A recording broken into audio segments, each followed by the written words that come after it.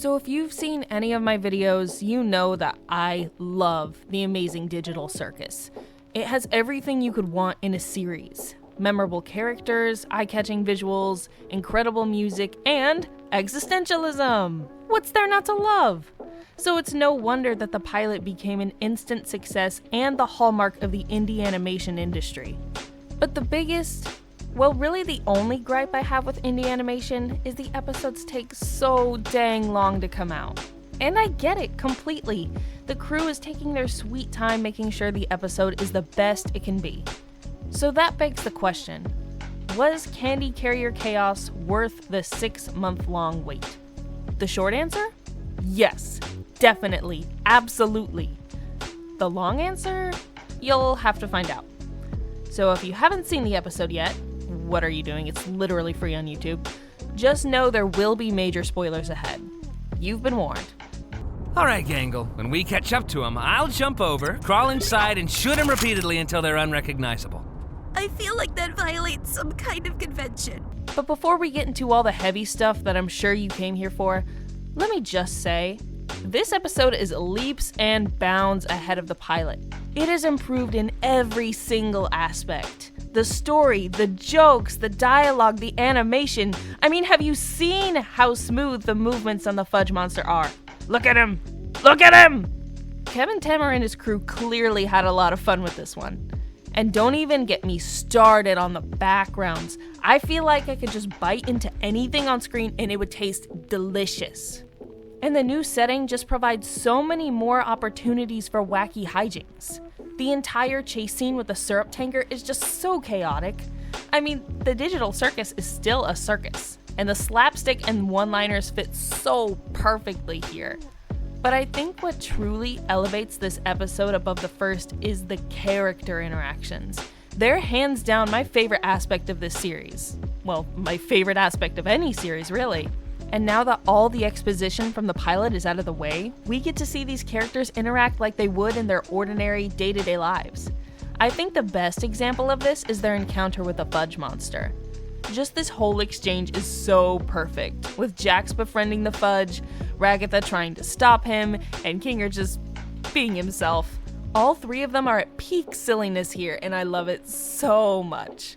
And I just have to mention this little exchange Kinger and Ragatha have while they're returning to the kingdom, where Kinger reminisces on how long it took her to adjust to the circus. Like, it's such a small detail, but the fact that Kinger's mind is so irrevocably broken, and yet he still remembers Ragatha's arrival in the circus.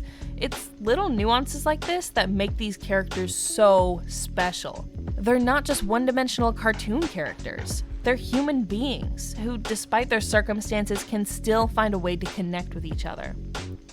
So yeah, for all the goofiness and insanity in this episode, it still managed to hit me in the feels on such a deeply personal level. And the absolute best example of that comes from two characters in particular. Yeah, I think you know exactly who I'm talking about. Why are you trying to cheer me up? How does this benefit you at all? I guess I just don't want you to feel like you're nothing. From the very start of the second episode, we see a side of Pomni's character that kind of got lost in the shuffle in the first episode. See, in the pilot, the majority of the focus was on Pomni's reaction to her surroundings. Her panicking, chasing after the exit, slowly accepting her new reality. And that makes sense. She just got isekai'd into a new home, so of course her first reaction is gonna be, how the heck do I get out of here? We'd probably all act the same way in her position. But Pomni's nightmare sequence gives us our first glimpse into her internal world. She's not just afraid she'll never escape the circus, she's afraid of being an outcast. Everyone around her has spent years in the circus already. They know the routine and have made peace with their predicament. But Pomni has no one to talk to about her feelings. Of course, Ragatha tries her best to make Pomni feel welcome and included, but it comes off as condescending. The line, "I'm not a child, you don't have to hype me up," is a funny joke, but it's significant because Ragatha actually is treating her like a child. I mean, Ragatha is best girl, but she's been in the circus so long that she's forgotten how to relate to Pomni. And while the writers could have easily made Pomni have a heart-to-heart with Ragatha, it's so much more satisfying that they let her reconcile her fears with someone who genuinely understands what she's going through.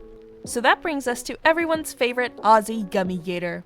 Honestly, when Gooseworks started posting about this little guy and saying that we weren't ready for him, I thought he was just gonna be a goofy, wacky, off-the-walls character that was just gonna out-silly everybody in the circus. Boy, was I wrong. Gummy Goo's arc is easily the most moving and powerful part of this show so far. I mean, I personally can't relate to discovering that I'm living a lie and my only purpose is to exist, entertain, and be destroyed when I'm no longer useful. But I can absolutely relate to his feelings of loneliness. Like no one else could possibly relate to what you're going through. And you know who else feels that way? Pomni.